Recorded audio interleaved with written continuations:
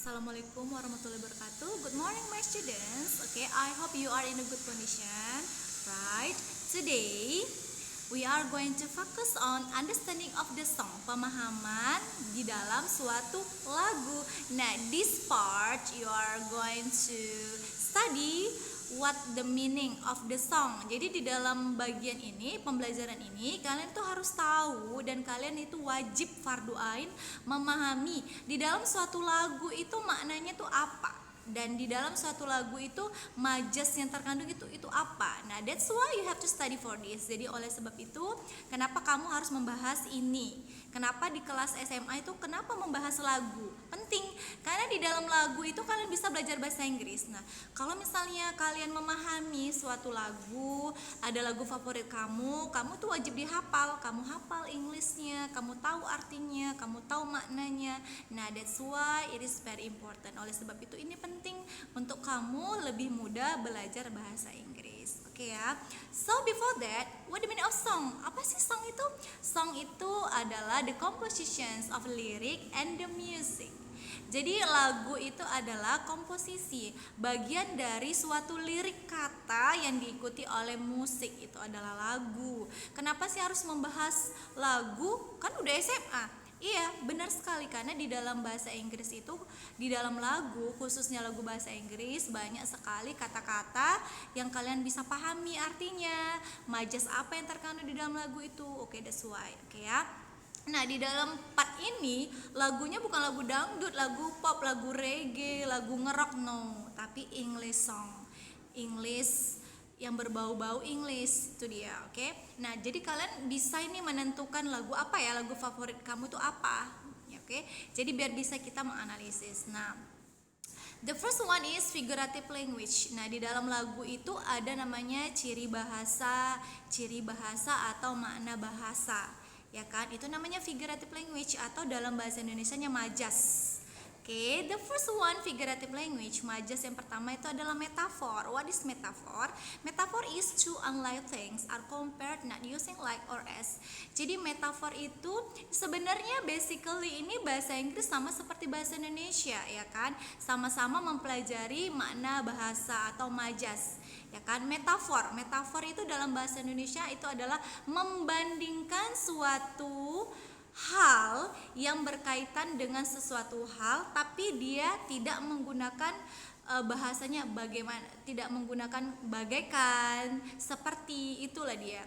Jadi misalnya contohnya dalam bahasa Indonesia nih ya, kita contohnya dalam bahasa Indonesia dulu. Misalnya metafornya itu adalah misalnya panjang tangan, misalnya kan buah tangan, terus anak emas. Anak emas saja kita contohkan ya, golden children ya, golden children. Misalnya gini, metafor itu contohnya golden children. I have a golden children. Saya memiliki anak emas. Nah, anak emas itu adalah contoh dari metafor Inggrisnya. Oke ya, dia tidak menggunakan kata seperti. Jadi saya memiliki anak emas. Anak emas itu artinya anak kesayangan. Itu dia metafor. Metafor dia seperti membandingkan istilah. Dalam kata lebih mudahnya itu adalah ungkapan. Misalnya buah tangan kan souvenir kan, oleh-oleh, anak emas, anak kesayangan. Itulah dia metafor. Next ada personifications. Oke, personification itu human-like characteristics are given to a non-human. Ini sangat mudah kita pahami. Personifikasi itu mengandai-andai benda tidak hidup seolah-olah hidup. Nah, contoh dalam bahasa Indonesianya aja nih ya. Misalnya pulpen saya menari-menari di atas meja. Pokoknya kita mengimajinasi, menghalu benda tidak hidup itu seperti olah-olah hidup. Nah, itu dia personification. Misalnya ini, the sky is crying. The sky kan langit itu menangis. Kalau misalnya hujan, jadi kalau misalnya kita mau bilang hari ini hujan, jadi majasnya apa? The sky is crying. Langit itu menangis. Itulah dia seolah-olah hidup. Oke, next. Ada simile.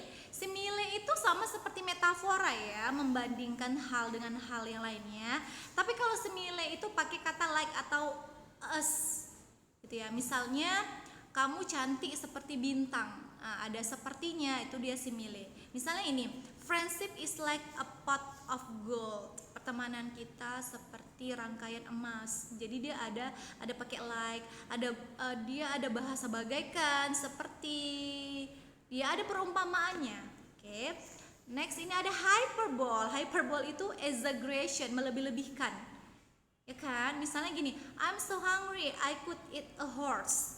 Saking saya laparnya tuh saya bisa makan kuda gitu. Dia melebih-lebihkan gitu. Misalnya gini, kamu jelek seperti kodok, you are ugly like a frog gitu kan. Jadi jeleknya tuh seperti kodok yang kulitnya itu berudul-berudul. Nah, itu dia hyperbole, dia melebih-lebihkan. Oke ya, udah paham ya. Nah, di video ini kalian itu bukan hanya menonton video ini sekali, coba berulang kali. Yuk kita again ya. Metafor, membandingkan. Ya kan, membandingkan dia, tapi dia tidak pakai kata like, seperti dia membandingkan seolah-olah itu ada ungkapannya.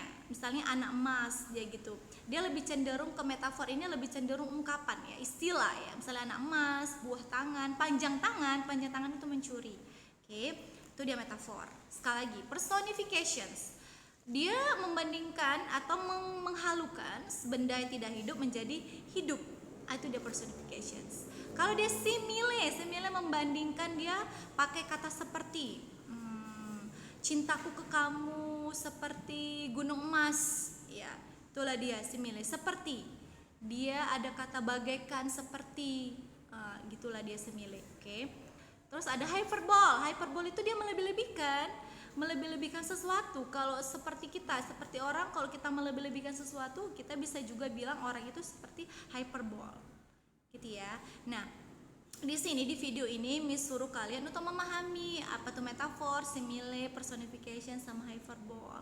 Kenapa? Karena nanti di end of this sections, di akhir ini kalian harus buat satu lagu, bukan buat satu lagu, pilih satu lagu and then kalian itu mengidentifikasi mana yang termasuk metafor, simile, hyperbole, personification. Dan ingat ya, di dalam satu lagu itu belum tentu ada figurative language-nya, belum tentu. Makanya kalian harus tahu mana yang hyperbole, mana yang simile, mana yang metafor, mana yang personification. Enggak semua lagu ya, not all the songs include the figurative language itself. Oke ya, udah paham? Pokoknya kalian itu harus choose one song ya, pilih salah satu lagu and then try to identify. Jadi kalau kalian suka nyanyi itu pasti tahu lagu dan pasti tahu maknanya. Jadi di setiap lagu bahasa Inggris itu ada makna yang tersirat.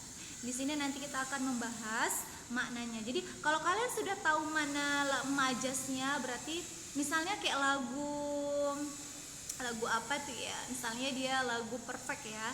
Lagu perfect misalnya, nah itu banyak hyperbolnya, banyak melebih-lebihkan. Karena dia kan membahas tentang cinta itu kan dia kan agak hyperbole ya, agak lebih lebay gitu kan. So that's why you have to study. Okay, well thanks for your attention and then don't forget to study at home. Assalamualaikum warahmatullahi wabarakatuh.